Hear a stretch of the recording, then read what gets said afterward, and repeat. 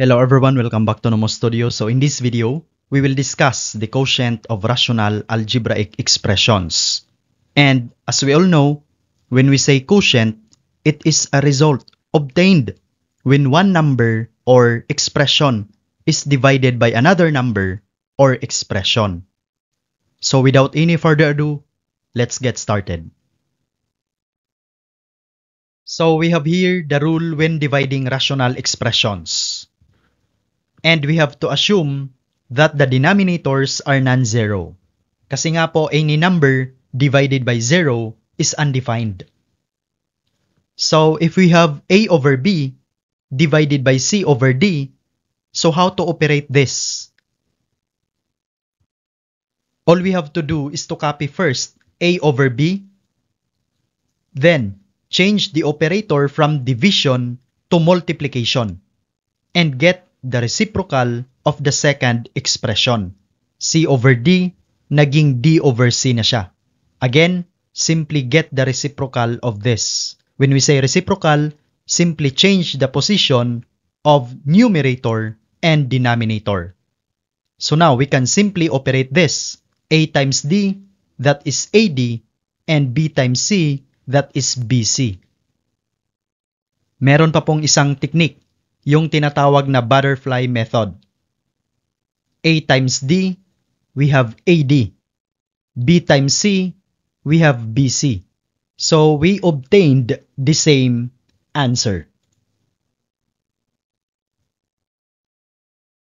Let's have our first example. 7 over 8 divided by 3/4. What do you think will be the answer for this? Again, simply copy first 7 over 8. Then, change the division to multiplication and get the reciprocal of 3/4. So, naging 4/3 na siya. So now, we can simply operate this. 7 times 4, that is simply 28, and 8 times 3, that is 24. And we have to simplify this expression to its lowest term, or simplest form. So to simplify this, we have to get first the GCF, or greatest common factor.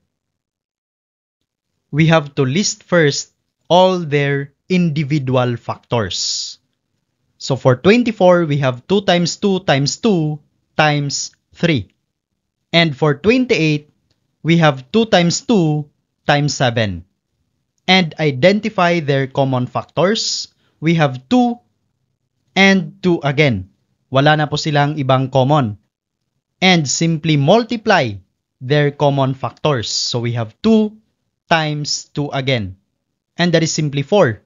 So the GCF, or greatest common factor, of 24 and 28 is simply 4. That means we have to divide both numerator and denominator by 4. So 28 divided by 4, that is simply 7, and 24 divided by 4, that is simply 6. And this is our final answer.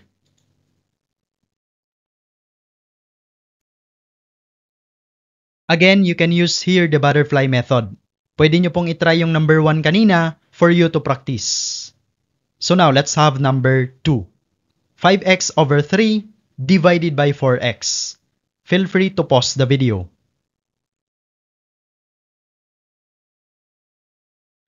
Always remember, pag wala po kayong nakikitang denominator, any number, any expression, meron talagang imaginary denominator na 1.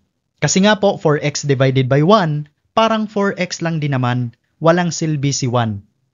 Okay? So now, let's divide this.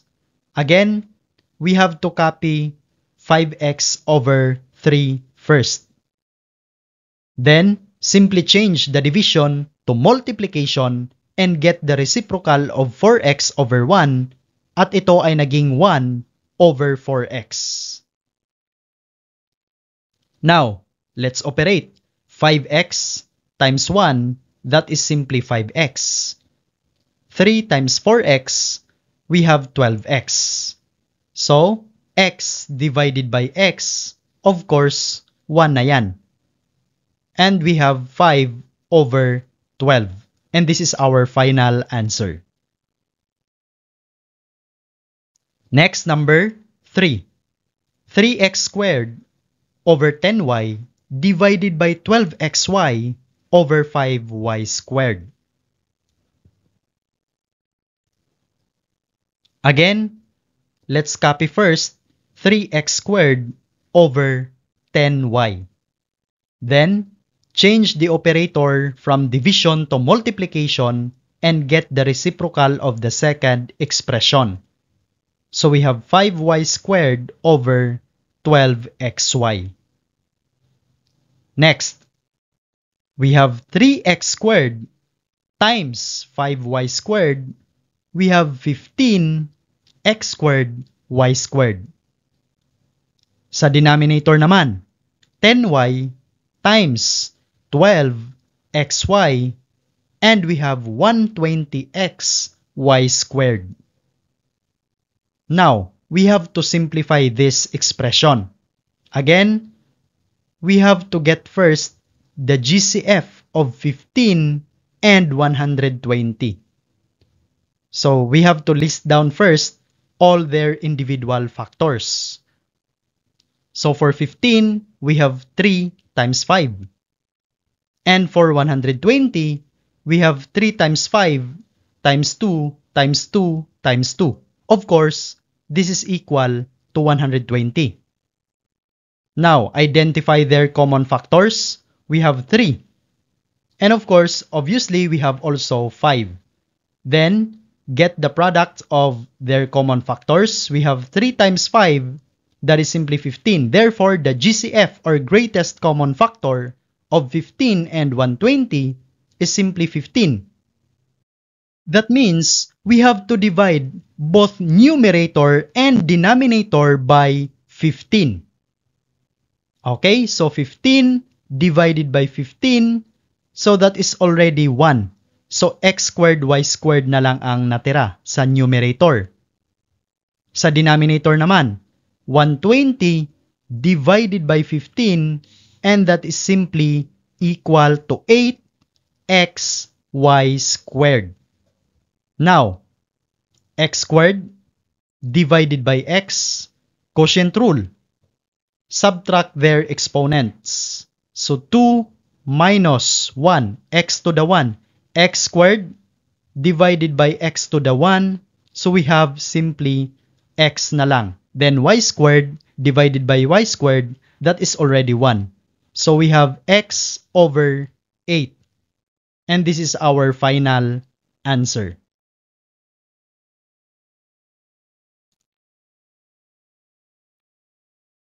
Next, number 4. 15x over 2x minus 4 divided by 5x over x squared minus 4. Feel free to pause the video. Again, simply copy this first. So we have 15x over 2x minus 4. Then, simply change the operator from division to multiplication and get the reciprocal of this. So we have x squared minus 4 over 5x. So now we have 15x over 2x minus 4. I-simplify po natin ito.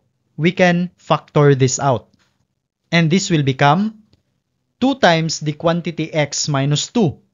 Kasi kung i-multiply po natin pabalik si 2 kay x, that is 2x. 2 times negative 2, that is negative 4. So, finactor out lang po natin ito. Dito naman. So, we have the denominator 5x. And we have to factor out the numerator x squared minus 4. And this is simply x minus 2 times the quantity x plus 2. And we can verify this using FOIL method. So, we have x times x, that is x squared. X times positive 2, that is positive 2x. Negative 2 times x, that is negative 2x. Negative 2 times positive 2, that is simply negative 4. So we have x squared, and this is 0, then negative 4. Therefore, these are the factors of x squared minus 4. So now, let's simplify. 15x divided by 5x, and that is simply 3. X minus 2 divided by x minus 2, that is simply 1. So sa numerator natin, ito na lang ang natira. X plus 2. Then sa denominator, we have 2. And this is our final answer. And lastly, we have number 5. 4a over 9b squared divided by 10a over 15b to the power of 4. Again, simply copy this first. So we have 4a over 9b squared. Then change the operator from division to multiplication. So we have times the reciprocal of this. And we have 15b to the power of 4 over 10a. Now, pagsamahin po natin yung may same variable. So we have a and a. So we have 4a divided by 10a. And to simplify this expression, we have to get first the GCF or greatest common factor. Let us first list down all their individual factors. So the factors of 4a is simply 2 times 2 times a. And the factors of 10a is simply 2 times 5 times a. And now let's identify their common factors. So we have 2 and a. Then let's multiply their common factors. We have 2 times a, and that is simply 2a. So that means ito yung ipang-divide natin to both numerator and denominator. So now 4a divided by 2a, and that is simply 2. 10a divided by 2a, and that is simply 5. Therefore, itong si 4a at itong si 10a, ito ngayon ay 2 over 5 na lang. So we have 2 and we have 5. Dito naman, sa 15b to the power of 4 and 9b squared. Ito naman po ang isimplify natin ngayon. So we have 15b to the power of 4 over 9b squared. Now, let's get first the GCF or greatest common factor. So let's first list down their individual factors. So the factors of 15b to the power of 4 is simply 3 times 5 times b times b times b times b. And the factors of 9b squared is simply 3 times 3 times b times b. And now let's identify their common factors. We have 3, b, and lastly b. Now let's multiply their common factors. We have 3 times b times b. So we get 3b squared. So that means ito yung ipang-divide natin to both numerator and denominator.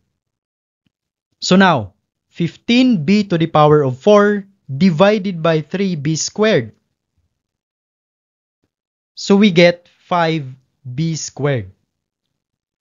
9b squared divided by 3b squared. So we simply get 3. Therefore, itong si 15b to the power of 4 at itong si 9b squared, ito ngayon ay 5b squared over 3 na lang. So we have 5b squared over 3. So now, let's simplify further. 5 divided by 5, and that is already 1. So we have 2 times b squared, we have 2b squared, and lastly we have 3. And this is our final answer. And that's all for this video. I hope you've learned something new today. If you are new here, don't forget to subscribe, like, and share this video with your friends. Hope to see you next time. Bye for now.